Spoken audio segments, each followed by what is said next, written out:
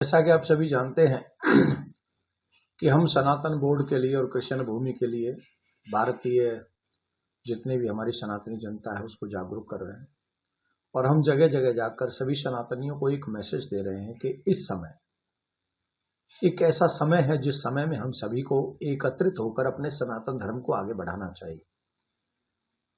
आप लोग जानते हैं कि हमारे मंदिर भी भगवान जहां विराजते हैं स्वयं वो मंदिर भी सरकार के अंडर है। उन मंदिरों को सरकार से मुक्त करके एक ऐसी संस्था का निर्माण हो जिस मंदिर को हम स्वतंत्र करें, वहां से हम गौशाला इत्यादि चला सकें और उस धन से हम सनातनी जनों की सेवा कर सकें। ऐसी सेवा करें जिससे हमारे सनातनियों को हेल्प भी मिल सके। परमात्मा के धन से परमात्मा के लोगों की सेवा हो, जिससे मॉडर्न गुरुकुलम चले, मैकाले की परंपरा से जो एजुकेशन चल रहा है उस पर विराम लगे, हमारे बच्चे सुरक्षित रहें, हमारे बच्चों पे किसी की बुरी नजर न पड़े, फिर हमारे हॉस्पिटल्स उसी से बने, जो गौशालाएं, जो गौ माता सड़क पे भ्रमण कर रही हैं वो गौ माता भी बचें। इन सब विषयों के लिए एक ऐसी संस्था का होना बहुत जरूरी है जो मंदिर उनके अंडर में हो, धर्माचार्यों के अंडर में हो और उन्हीं मंदिरों के माध्यम से ऐसी सुंदर व्यवस्थाएं चले जिससे 70 साल से लेकर आज तक हमारी परंपरा को आगे बढ़ाने का कार्य नहीं किया गया। वो कार्य उस संस्था के माध्यम से हम कर सकते हैं। कृष्ण भूमि जो के मथुरा में है, उस जन्मभूमि का मंदिर का निर्माण भी हम लोगों को पूरी भव्य दिव्यता के साथ में करना चाहिए, क्योंकि कृष्ण भूमि भगवान श्री कृष्ण की है, वहां कोई पीर पैगंबर नहीं आए। उन पर भी हम लोगों को, सनातनियों को एकत्रित होना चाहिए और इसको आगे बढ़ाना चाहिए। बहुत बहुत साधुवाद है इस समय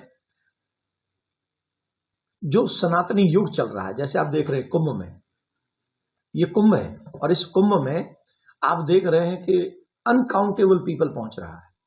इससे लगता है कि सनातनी जगत जाग रहा है और ये समय लोहा गर्म है। इस समय ही अगर हम लोगों ने अपने सनातनी जगत को बचाने के लिए और आगे काम किया तो हमको लगता है कि हमको उसमें सफलता मिलेगी। योगी जी, मोदी जी और अमित शाह जी, ये तीनों वो त्रिमूर्ति हैं जो इस संस्कृति को बचा सकती हैं और इन्हीं से आशा भी की जा रही है। धन्यवाद एक इतने विशाल आयोजन के लिए इन तीनों का। लेकिन एक और आशा है कि ये तीनों ही वो कार्य करें जो आज तक की सरकारों ने, आज तक के हिंदू नेताओं ने कभी हिंदुओं के बारे में सोचा ही नहीं है। आजादी के बाद सबसे ज्यादा दमन अगर किसी का हुआ है तो हिंदुओं का हुआ है। इसलिए आप देखेंगे अभी भी छोटी छोटी बातों पर हिंदुओं की बहन बेटियां, हिंदू लोग, उनको सरेआम चाहे हेलमेट मार दिया जाए, चाहे अभी देखा होगा आपने जो दिल्ली में मेट्रो स्टेशन पे क्या हुआ है। ये सब चीजें भारत में हो रही हैं, आजाद देश में हो रही हैं, आज हो रही हैं। तो वो समय है जिस समय में हमें भारत को बचाने के लिए, भारतीय संस्कृति को बचाने के लिए प्रयास करना चाहिए। और मैं इस समय उरई में हूं और आशा करता हूं कि उरई की जनता भी बड़ी विशाल संख्या में यहाँ आ रही है, वो भी इस बात को समझेगी, जागरूक होगी, एकत्रित होगी और अपने सनातन को आगे बढ़ाने का प्रयास करेगी। धन्यवाद।